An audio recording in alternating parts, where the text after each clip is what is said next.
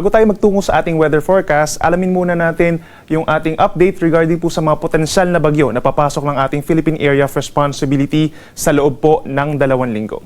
Over this weekend hanggang sa Monday, posible po na may mabuo na low pressure area sa may silangan po ng Luzon sa loob ng Philippine Area of Responsibility.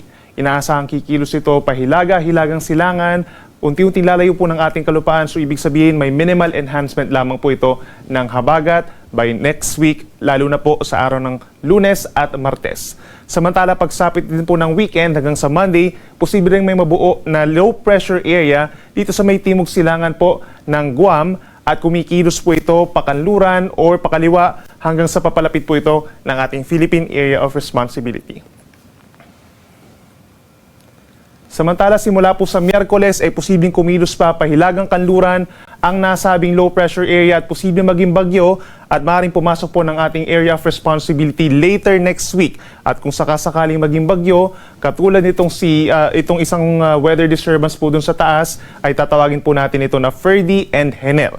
Itong posibleng bagyo po ay kikilos po pahilagang kanluran pa at ibig sabihin yan, mababa pa yung chance na ito ay tumama sa ating kalupaan, subalit kitang-kita dito sa ating potential na track nitong weather disturbance ay magpapaibayo din po ito ng habagat later next week. Posible pa magbago itong track ng ating mabinabantayan po na weather disturbances, kaya lagi po magantabay sa ating mga updates. Samantala, patuloy pa rin po ang maulang panahon dito sa may silangang parte po ng Luzon. Epekto po yan ng southwest monsoon or habagat na siyang pinaiibayo pa rin nitong si Typhoon Yagi na dating si Bagyong Enteng at unti-unting lumalayo po sa ating kalupaan. Subalit kitang-kita po yung ating outer cloud bands nitong si Bagyong Yagi, nagpapaulan pa rin sa malaking bahagi po ng western Luzon. Samantala, isang low pressure area ang ating namataan po sa labas ng Philippine Area of Responsibility, pero hindi ito nakikita na magiging isang bagyo at magiging stationary lamang po doon habang patuloy nating minomonitor po itong cloud clusters or kumpul ng ulap dito po sa may silangan ng Luzon dahil dito posibleng may mabuo nga na low pressure area na potensyal na maging bagyo by early next week. Sa ngayon po, meron tayong nakataas na orange warning as early as 5 in the morning. Magpapatuloy po yung intense rains over Zambales and Bataan. At mataas yung tsansa pa rin po ng mga pagbaha at pagguho ng lupa. Habang meron pa rin tayong yellow warning or heavy rain simula po alas 5 ng umaga hanggang alas 8 ng umaga over the provinces of Pampanga, Tarlac, Bulacan, Cavite, Rizal, and Metro Manila. Ngayong araw po, pinakamatataas ang tsansa ng mga pag-ulan sa susunod po na 12 oras. Dito pa rin sa may Pangasinan, Zambales, Bataan, and Occidental Mindoro. Monsoon rains or pabubog-subog-supong malalakas na mga pag-ulan pa rin ang mararanasan hanggang mamayang early evening, kahit mag-ingat pa rin po sa mga malalakas na ulan na maaaring magdulot po ng mga pagbaha at pagguho ng lupa. Meron din tayong occasional rains or paminsan-minsan na malalakas na mga pag-ulan dun sa mga kalapit na lugar sa Central Luzon and Calabarzon.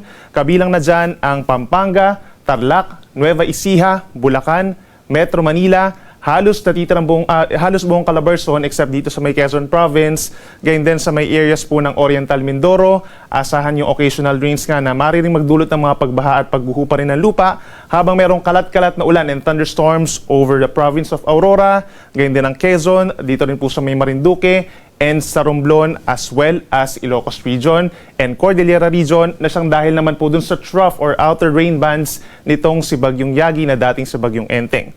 Samantala sa may Cagayan Valley at sa may Bicol Region for today, asahan naman yung bahagyang maulap hanggang maulap na kalangitan na sinasamahan lamang po ng mga pulu-pulong mga pag-ulan or pagkidlat pagkulog lalo na po sa tanghali hanggang sa gabi.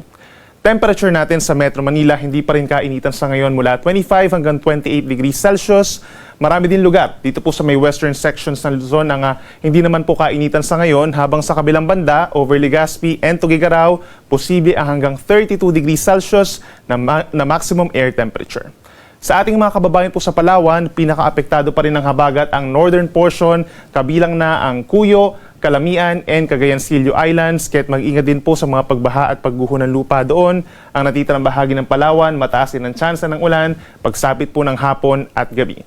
Sa ating mga kababayan po sa Visayas, bago magtanghali, may mga tsansa na po ng mga pag-ulan sa may Western Visayas and Negros Island Region, na siyang bahagyang epekto rin po ng habagat. Habang throughout the day sa natitirang bahagi pa ng Visayas ay bahagyang maulap hanggang maulap ang kalangitan at meron din tsansa ng mga pulupulong ulan dito sa may Central Visayas and Eastern Visayas pagsapit po ng hapon. Temperature naman natin sa Metro Cebu mula 25 to 33 degrees Celsius. At sa ating mga kababayan po sa Mindanao, magpapatuloy pa rin po ang weather conditions na fair sa halos buong araw. Ibig sabihin bahagyang maulap at madalas maaraw ang kalangitan. May kainitan lamang po pagsapit ng tanghali at sinasamahan din yan ng mga pulupulong pag-ulan or pagkidlat pagkulog na nagtatagal lamang po ng 1 hanggang 2 oras na mas madalas sa may Zamboanga Peninsula, Northern Mindanao, and Caraga Region. Temperature po natin sa Metro Davao and Zamboanga City, posible ang hanggang 33 degrees Celsius.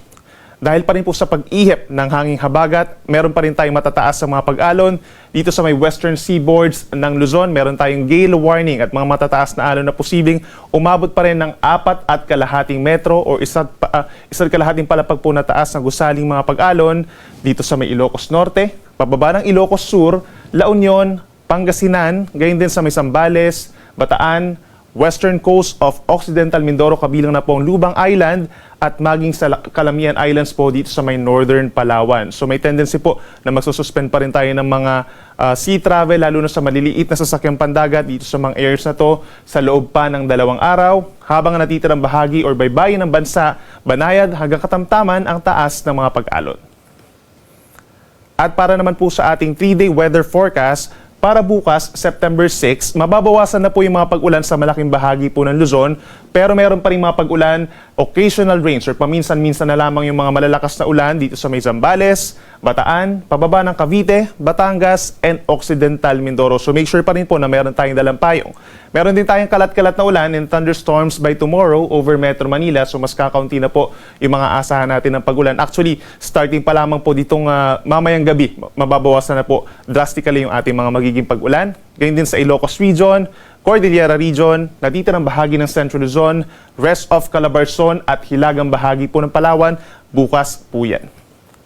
Samantala, over the weekend naman po, that's September 7 hanggang September 8, magiging mabuti po ang panahon sa malaking bahagi po ng ating bansa. Meron pa rin mga areas, knowing na yung outer cloud bands nitong si Bagyong Yagi ay nagpapaulan at nagdadala rin po ng scattered rains and thunderstorms sa may Ilocos Region, Zambales, Bataan, Cavite, and Batangas. Habang nga natitirang bahagi ng Luzon, mag-i-improve na po yung weather, mas madalas ang maaraw at mas maaraw na panahon at mababang tsansa na lamang po ng tuloy-tuloy ng mga pag-ulan, more on mga localized thunderstorms na lamang, habang patuloy pa rin ang fair weather conditions dito sa may Visayas and Mindanao. Pero inuulit natin, posible nga yung pamumuo ng low pressure area dito sa may silangan ng Northern Luzon na potensyal rin po na maging Yagi ay nagpapaulan at nagdadala rin po ng scattered rains and thunderstorms sa may Ilocos Region, Zambales, Bataan, Cavite, and Batangas. Habang nga natitirang bahagi ng Luzon, mag-i-improve na po yung weather, mas madalas ang maaraw at mas maaraw na panahon at mababang tsansa na lamang po ng tuloy-tuloy ng mga pag-ulan, more on mga localized thunderstorms na lamang, habang patuloy pa rin ang fair weather conditions dito sa may Visayas and Mindanao. Pero inuulit natin, posible nga yung pamumuo ng low pressure area dito sa may silangan ng Northern Luzon na potensyal rin po na maging isang bagyo at magpapatuloy pa rin yung slight enhancement lamang po ng habagat dito sa may western side ng Luzon. Sunrise po natin ay 5:44 pa rin po ng umaga at sunset ay 6:05 ng